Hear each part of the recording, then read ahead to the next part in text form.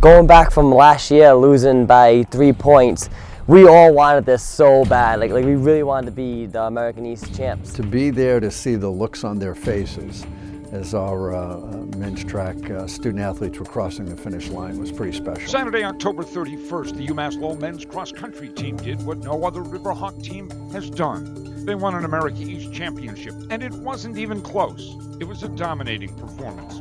In cross-country, your first 5 runners score points. The top 7 displace other teams' runners. Your finishing position, first, second, third, 10th, or 20th, is the number of points that your team receives. The low score wins. A year ago, the Riverhawks finished second, 3 points back of the winners. This year, it was drastically different. UMass Lowell placed their top 5 finishers in the top 16 and finished 32 points ahead of the rest of the 9-team field. We came so close last year to winning the championship that our goal literally from, that day that we finished second last year till, Saturday was to win.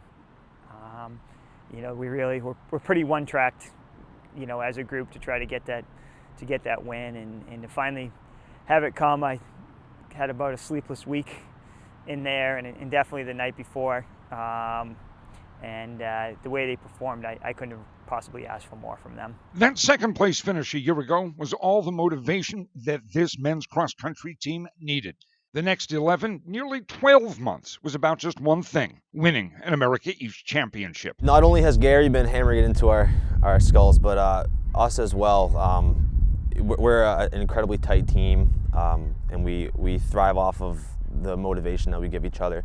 And it's exactly like you said, it's been a goal since last year that, hey, we're capable of winning this. We lost by 3 points the year prior. Use that as motivation, as fuel. Just bust your butt off, and what comes. And we worked for it. We worked hard. We motivated each other. We motivated ourselves, and here we are now. But you can kind of tell when Gary's yelling at you and trying to motivate you, if you're doing well or not, or if the team's doing well. So he sounded we're doing well. So yeah, I knew Johnny and Gancher and Dahara and everyone else is doing pretty well. Besides, women's field hockey, that there's no other sport right now that can compete for a championship.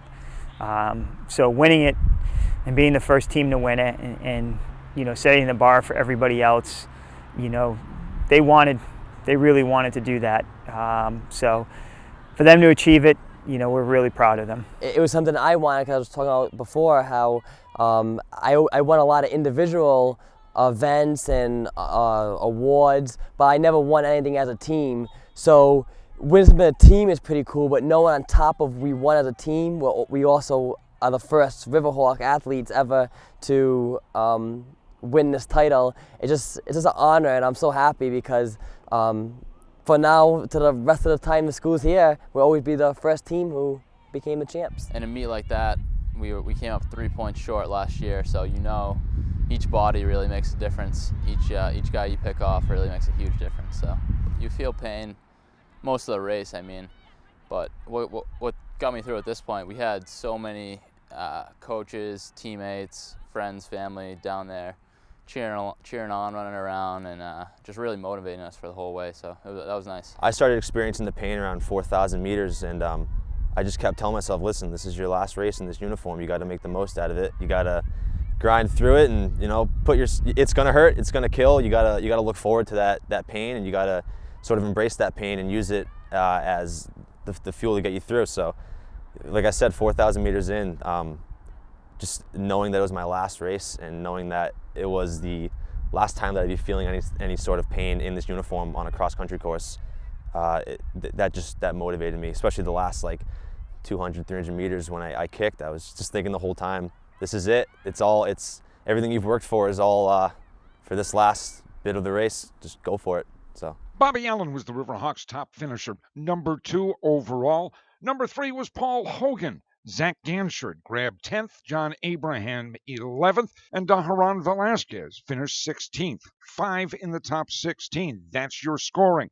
For Allen and for Ganshard, it was their final cross-country race in a UMass Lowell uniform. As soon as I saw them coming out, I was like, Paul, this is a good sign. Like, I think we have this. And once I saw that happening, I started getting teary-eyed with tears of joy because I was just so happy. I just started crying because I couldn't hold it in. I was just so happy and honored, and I think we all really deserve this. You know, basically as a cross-country coach or a track coach, once that gun goes off, they're on their own. You know, you hope you gave them all the information they need, and you know, you hope you train them well. Bobby and Paul ran very well. Our 3, 4, 5 guys had their best day, you know, that they've had, you know, maybe in their entire career. You know, and they all had it on the right day. You know, and they were battling. You know, you could see it on their face how bad they wanted it. You know, they were battling the whole way through. You know, and we as a team, 1 through 5, you know, probably even 1 through 8, you know, we ran as well as, you know, we've run all year. It was nice to be able to cheer your team on in a championship event.